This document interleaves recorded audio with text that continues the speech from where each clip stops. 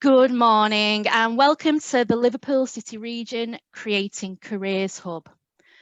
We are joined on today's webinar by George Weston. George Weston is an inclusive apprentice in the asset department at Regenda Homes, which are based in Liverpool City Centre. Good morning, George. Hello, George, you there? Heidi ho. Hello. So we're looking forward to a really informative session, and students should have completed the pre-work set for this webinar. It's been an early session this morning, so the pre-work you could still do after the webinar or during the webinar. I'm sure there's going to be some really interesting questions at the end of the session for George, which you can send in. So students, at the bottom of the screen, you can use the Q&A button to post any questions that you've had for George. We've also been sent in some questions from schools and students previous to this session, so we'll be asking those as well. So George has prepared us a video, and this session is all about his journey from school to a supported internship, then to a supported apprenticeship. So if we could run the video.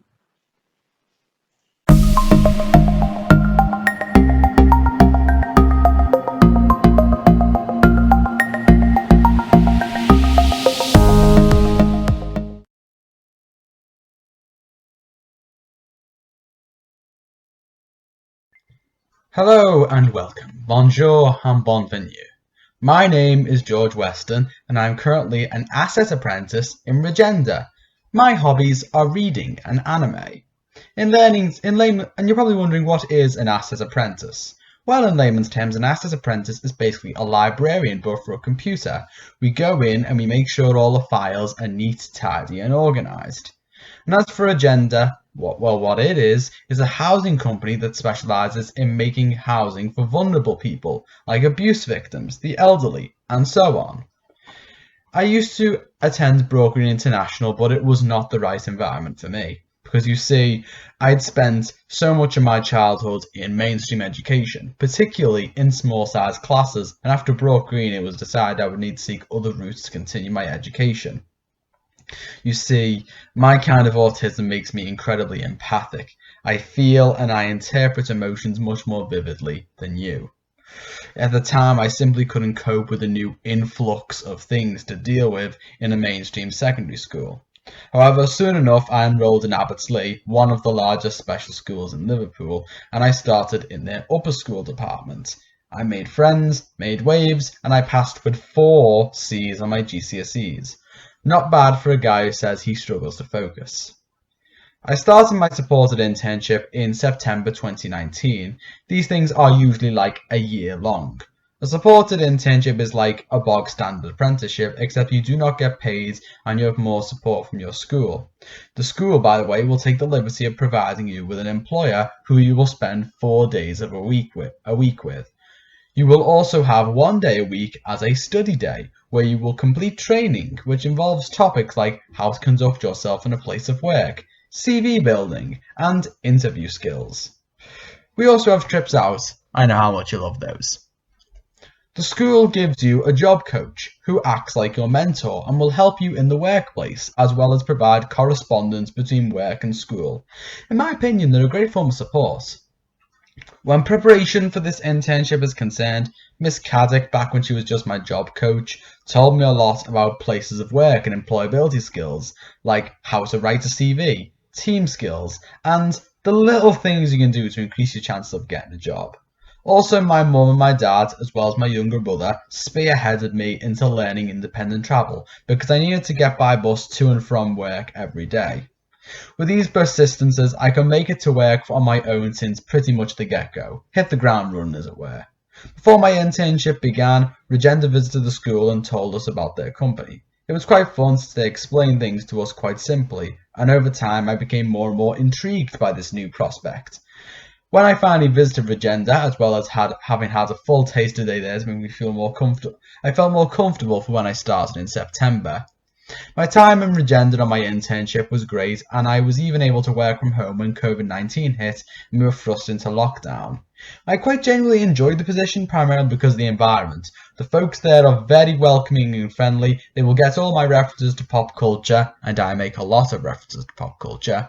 I can work quickly and effectively throughout the day, plus because of the company's nature, I know deep down in my heart that I'm helping people, even if I am just a librarian for computers, as stated before. Even when lockdown came, I was so determined to do good that I purchased another laptop just for continuing my work endeavours. Admittedly, I do miss the camaraderie at the office floor, but we still do communicate via Teams, so at least we've made hay, as it were. After my internship finished, I got offered a supported apprenticeship in Regenda. I must admit, back when I started my internship, I was nervous. I was afraid of working in an office environment because I was afraid of losing what made me, well, me. Just like becoming a shell of my former self, an unperson, as it were. However, when I started my work, I was just blown away by how nice the people were. The manager was friendly and polite, my co-workers were genial, wonderful folks who I was and still am more than happy to play cards with. The work was easy and I could do tons of it in a day, and my job coach was and is a wonderful person that I was happy to work with throughout my internship.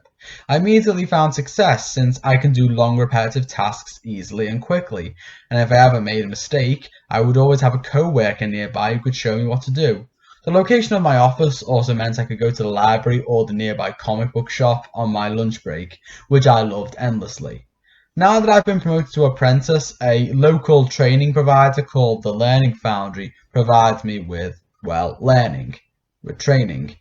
Meanwhile, right now I'm completing a level 2 diploma in business administration as part of my supported apprenticeship. They give me a lot of support, I have a mentor, and a lot of people who help me with my academic study.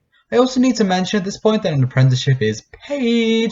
I am now earning a salary, which I do not need to tell you is wonderful. I normally save most of it because primarily out of obliviousness, but I have been known to spend it on Lego books and more games for my Switch. I'm currently playing Fire Emblem Three Houses, if any of you are curious. It gets me thinking, and Golden Deer House for life. I've never aimed for a supported apprenticeship. My plan was always, if I get an apprenticeship, that's good, but if I don't, I always have hundreds of other plans in case of reserve. My dad always says, fail to plan, plan to fail. In the meantime, I worked hard to help the other departments, made a good impression of myself to management. And even when work shifted towards work from home, I set about figuring out how to continue my usual duties in a timely manner. I even purchased a new laptop more geared towards any workload I might get. Immediately one day I was invited to a Teams meeting and when I was offered the position. I kind of froze up immediately because it was only 10:30 in the morning and I was just wrapping my head around it. You barely have even digested your tea yet, much less revelations like that.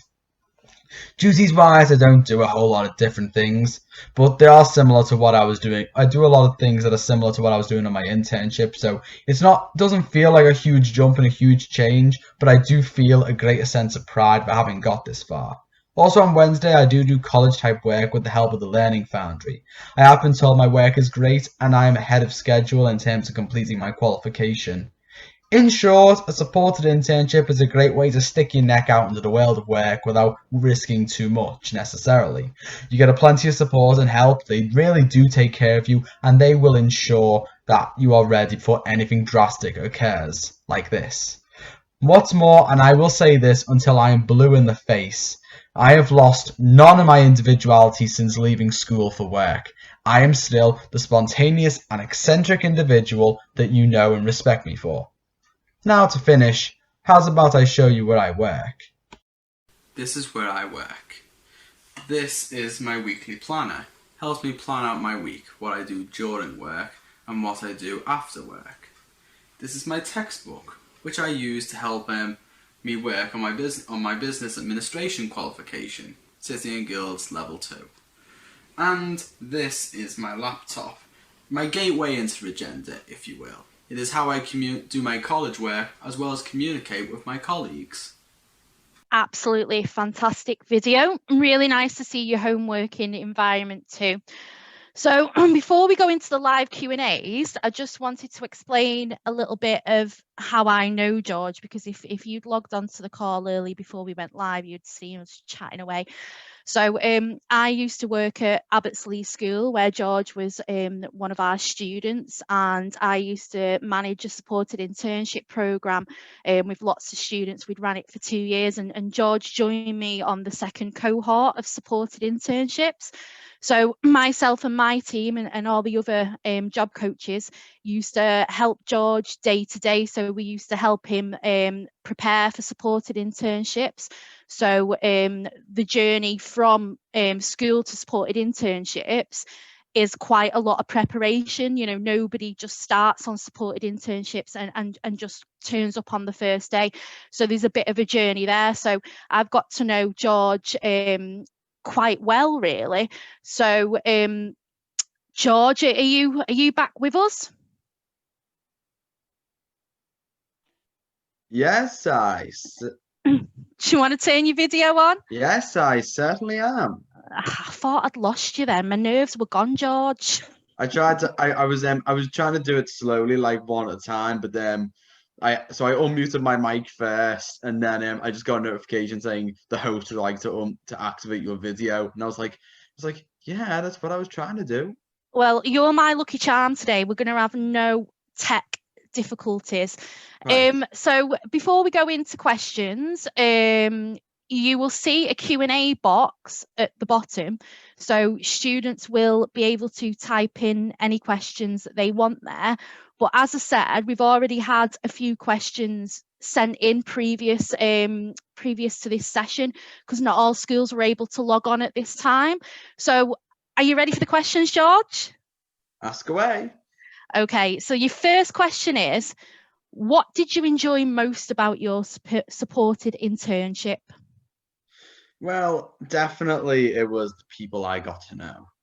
I mean, my line, as you have probably heard on the video, my line manager, Ken, he is a wonderful person. I mean, he's very personable.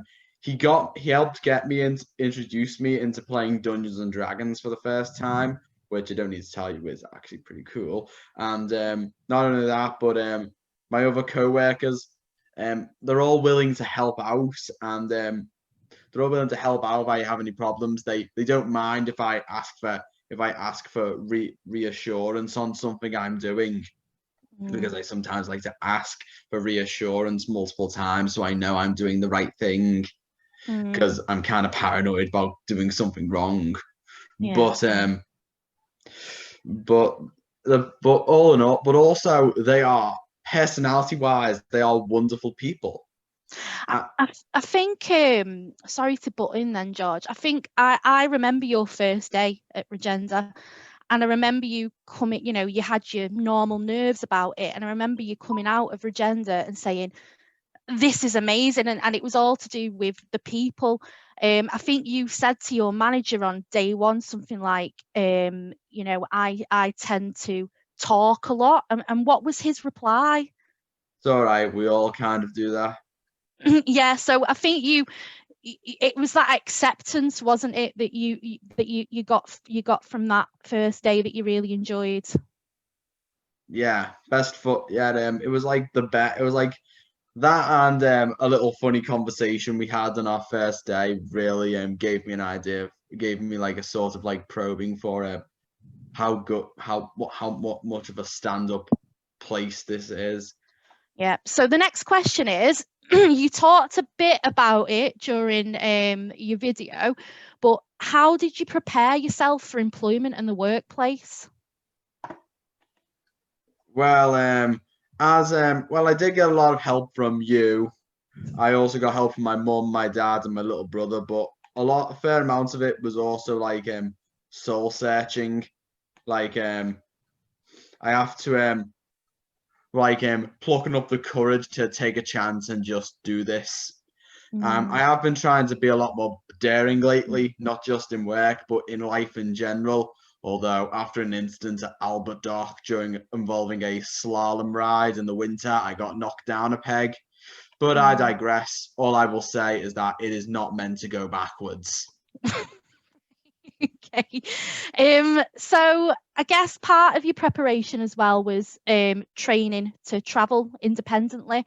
So a lot of the students who are watching today, possibly can, travel independently on their own via buses. How did you find that experience?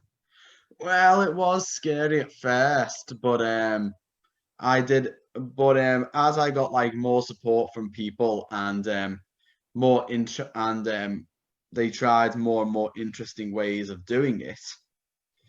Well, what you call, well, no, more like I figured out how to it. Well, my mum and dad, they basically were they helped spearhead my way forward, just teaching me how to do it, and I guess just the comfort of doing that around family, so that if I messed up, I wasn't far from calling them if I needed to. Yeah. It just that sort of solidarity was just something I needed. I think from my experience of working, in a special school, it's often the parents who are more nervous about you travel training than yourself. So did you have to reassure them quite a bit? Well, no, my parents were actually all for it, as it were. That's They, good. all they've really wanted is to try and get me the most independent life that I could possibly manage, and so Yeah. they've always been supportive and trying to help me. But that being said, I can understand the concerns of doing such a thing. It is a big leap to make, but no, it is a big leap to make, but at the same time a more familiar one. It's that weird duality, and I understand it. So we've had a question. Can you talk us through your average day in your job? A bit about maybe, your routine and things like that. Well, I live a fairly regimented lifestyle. I get up in the morning, make myself some breakfast. I start work at half eight in the morning. I work until 12:30. I have an hour for lunch, then I get back to work for until half one till quarter till 4:30. I initially I only started doing this because in order to keep passage of the days and prevent myself from going crazy during isolation. Yeah. That is a legitimate concern I had going into this. I think we all had that concern, But- George. But now I do it because it gives me like a sense of routine and helps, and as I said, it also helped me keep track of the passage of time.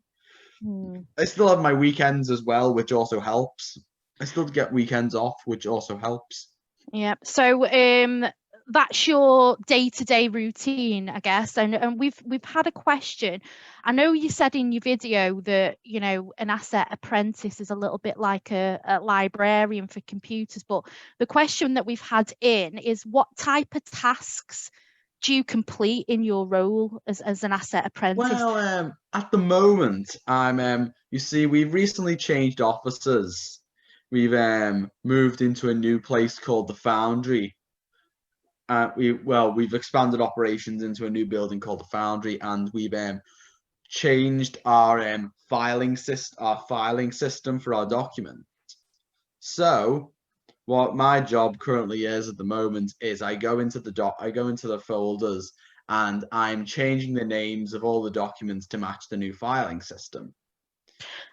So Regenda is a housing company. So what kind of information are in these documents? Well, pictures regarding their properties, such as the boilers, the insulation, the heatings, stuff that needs to be monitored constantly, otherwise it will explode or worse. So you get all these pictures and these documents in daily, and your job is to sort them out. I go onto a list, because Right. they already have I already have a few links to the folders themselves. So I just click onto one of those, and then I just get busy, as it were. And what skills do you think are needed for you to be able to go through those folders and do that job? Because I'm not sure I could do it. So what skills have you got to be able to do that? Well, IT skills, obviously, because you're doing it on a computer, Yeah. as well as what you call it, a good sense of memory, because you may think it's simple just changing a name, but sometimes there's like little, as the genie says in Aladdin, a few provosos and a few quid pro quos to doing it, in that you have to sometimes these things are named differently. Sometimes you have to alter the naming a little bit. It's So is accuracy important? Oh, accuracy is also important, as is a good sense of perseverance, because these folders do tend to be quite a bit big. Luckily, I tend to get into a bit of a rhythm while doing it, which helps accentuate the process. Good. So next question. How supportive have your employers been? In a word, immensely. As I've stated, I work under my line manager, Ken, and every time he gets asked about it, he never fails to divulge just how much of a credit I am to his department. Ken's boss, Andrew, also appreciates my personality and the work I do. They're always willing to help, and they don't mind me if I start to ramble. And I do always tend to and I will tend to ramble, as is probably evident by this point. I know I'm so used to going back to task, George, back to task, but I've not had to say it once through this video. I must be sick. You must be sick. On the part about your employer being supportive, was there any adjustments in the workplace that you think that they made for you to be able to do your job?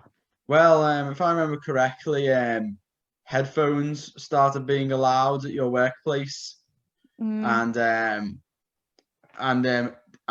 initially it was just for me and a few of the other supported interns who came in my stead. But as it turns out, it's been a massive boon for the company, as productivity has kind of gone up as a result across the board. I think so. Like there wasn't just you at Regenda who was an intern. There was a couple of you, and it's just amazing. There were three of you. It was just amazing at the end of the internship to see how you'd actually changed policies within the organisation.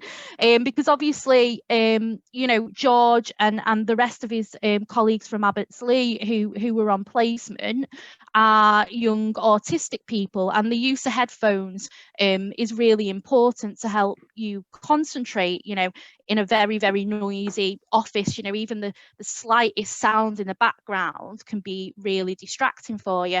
And I guess a lot of employers don't encourage the use of headphones in an office because it looks unprofessional. It's quite, and mainly because they probably have their own headset type things as well. Yeah, and I think from you guys being able to talk to Regenda and say why it was important for you to use headphones, I think they realised that it was a benefit for everyone, wasn't it? Yeah, I mean, I suppose it was an unprecedented.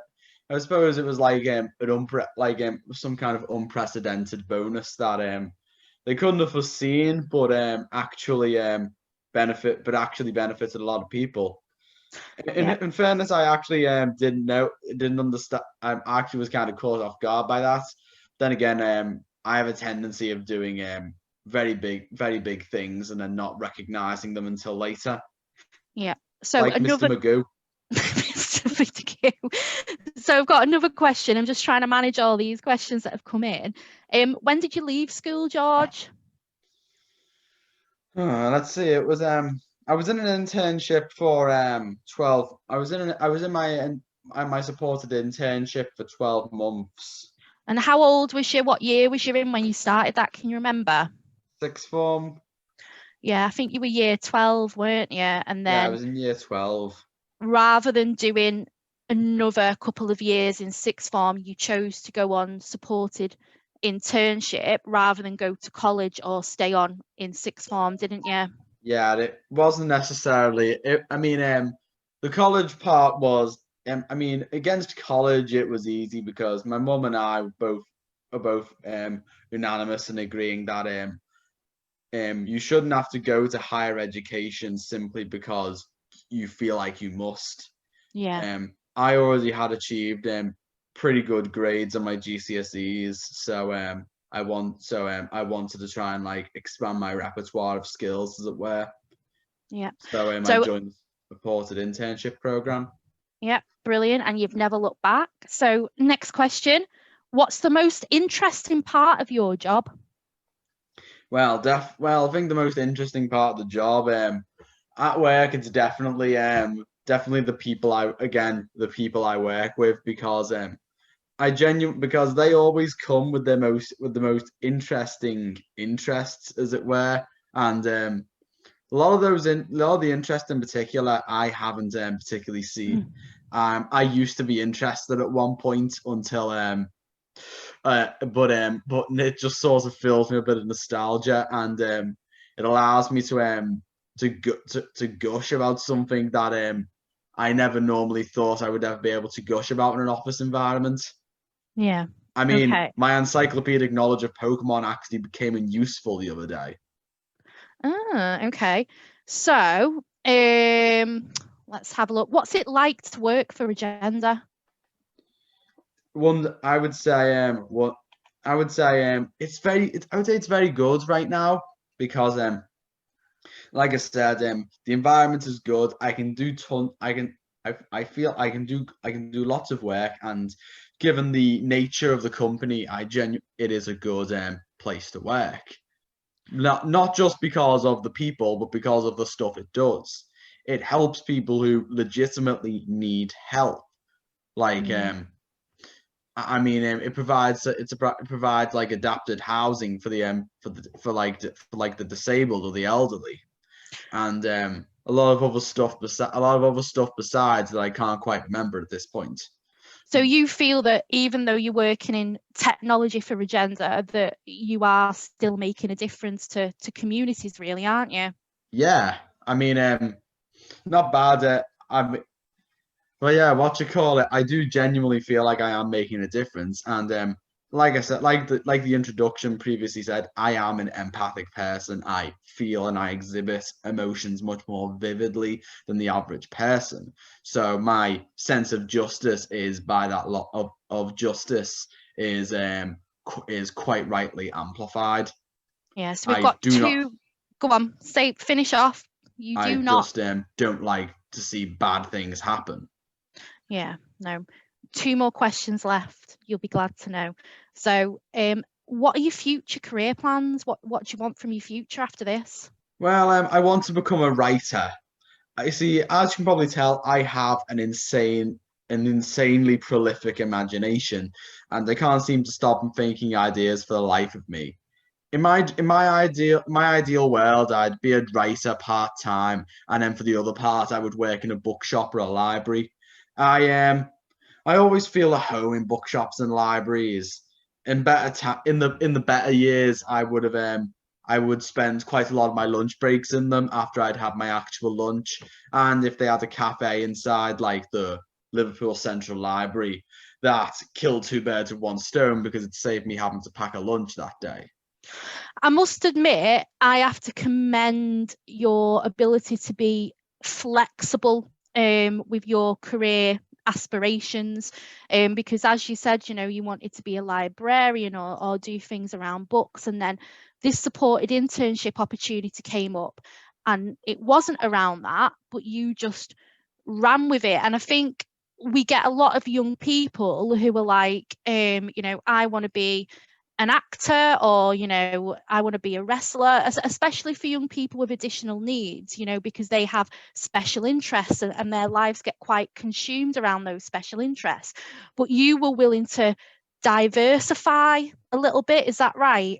Yeah, I've always said, I have always been held a firm belief that I don't know how long it will take me to get this goal, but I want to but in the meantime, I want to get a good set of skills and just work my way up, as it were.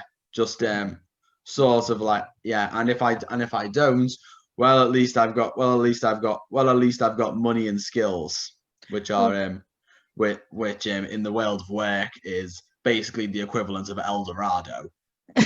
Well, you're a money man now. You're on a paid job. What's it like having a salary? Well, as I said, I don't spend all of it because I tend to because I'm actually not used to having it to having amounts in that an amount like that.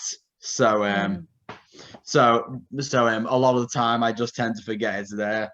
And given my cautious nature, I do tend to like be like am I sure I need to get that?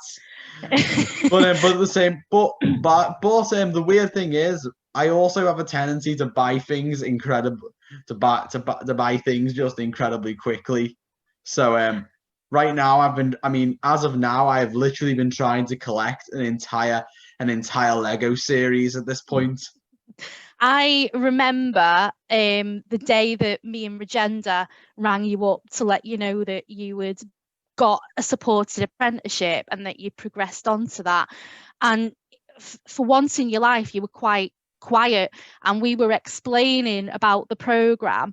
And then towards the end, I said, "Oh, you do realise that you get paid, don't you, George?" And you were like, it was stunned silence. Yeah, as I would later recount on a few of the essays I've had to write about that day since then. I was literally quite stunned just hearing that I got the position. The only person who was genuinely moving and reacting as a result was my mum, who was literally on the opposite side of the laptop that day. And cheering. yes, and then just when I had managed to recant my thoughts and just ease this just sense of utter what that had just filled me, I was just like, and then when Miss was like, "Oh, by the way, you do know you get paid for this," it was just what again. And I think for me, like, thinking about young people who want to go into the workplace, it's awful in a way that young people think that, they should be having, years and years of being in unpaid work. Anybody who wants to work and is good at a job should be paid for that job. It doesn't matter whether you have got a disability or not. You should be paid for the work that you do. I'm a strong believer in that. Whilst volunteering is great, if you want to work, then you should go ahead for that dream and expect to be paid for it. Yeah, no disrespect to volunteers. I've done quite a bit of volunteer work in my life. I did a bit of work experience in Bernardo's at one point. Stopped a shoplifter on my second day. Then we have and then I also volunteered at the library for the summer reading scheme. 2 days and I think it was like 2 years in a row. 2 years in a row. At both the Liverpool and Central and the Chilwell libraries. But the point is, I do agree with your point though. If a man does, if a man, regardless of if someone, regardless of their ability, regardless of gender or disability, does a skill well in a business environment, then he deserves to receive remuneration for his efforts. Definitely. And the last question, this has been an amazing session, by the way. If you could give a piece of advice to young people with additional needs, what would it be? My advice would, if I had to give a bit of advice to all of you, my advice would be, you all have quirks, be it in your personality or your way you're at, or the way you act. That's fine. Just don't be afraid to express yourself. As you can probably tell, I gesticulate a lot with my hands, and I tend to ramble a lot in conversation. And look at me now, in an official careers webinar. Yes, don't be afraid to express yourself. And if you ever feel scared about taking a plunge into the unknown, or you're feeling a bit odd, or you're not sure how to understand what you're feeling at the moment, just talk it out, because something I've learned, no one ever got anywhere important just being on their own. Tony Stark had his science friend Ho Yinsen to help him build the Iron Man armor. Spider-Man has his Aunt May to help him provide moral support when he's in a crisis. And Batman has his trusty butler Alfred as his sole confidant and friend. So in short, don't be afraid to stand out. Don't be afraid to talk with people, and if you have problems, and if at any point you ever feel scared, then if at any point, and sometimes you may have to take a leap of faith sometimes, but if you do take a leap, then if you do take a leap of faith, you will expect to be rewarded. Great. And the closing question, I know we said one more question, but if there's any students watching today who are nervous and anxious about going on supported internship and don't know if they can make that jump, what's your advice to them? Well, you're not alone. I mean, I may be very loquacious and verbose sometimes, but I can be kind of a bundle of nerves at sometimes. I get scared about doing things that I haven't completely thought through, but at the same time, I have a tendency to be scared about doing things without thinking. I just get scared without if I haven't figured out all the details, but sometimes I often forget to figure out the details of my own volition. That and my I also tend to get a bit paranoid as well. So so you're not alone in your fears, but it's not going to get any better if you just dwell on it and just let it fester. If you feel scared, then talk to someone you can trust, like talk to someone you can trust, like a teacher, a parent, or a guardian, a police officer, some authority figure that you can trust and who you know can guide you in the right direction. Brilliant. Thanks, George. George, you're an absolute legend and a hero and a role model, and I just wanted to say it's a pleasure as always. Thanks for joining us, George. No problem, Miss Caddick. Anytime. And you can call me by my first name now. I'm no longer your teacher. So if you... Sorry, it's a matter of formality. I'm stuck with it's a mental tick. No, it's okay. Thanks so much for that session. It's been really, really enjoyable. Students, don't forget to check out the Creating Careers roadmap, where you can evaluate today's session and other sessions. For those of us joining us for the first time, there's been lots of sessions going on throughout the week, showcasing different sectors, and you'll be able to get them on our YouTube channel by the end of the week, if not by next week.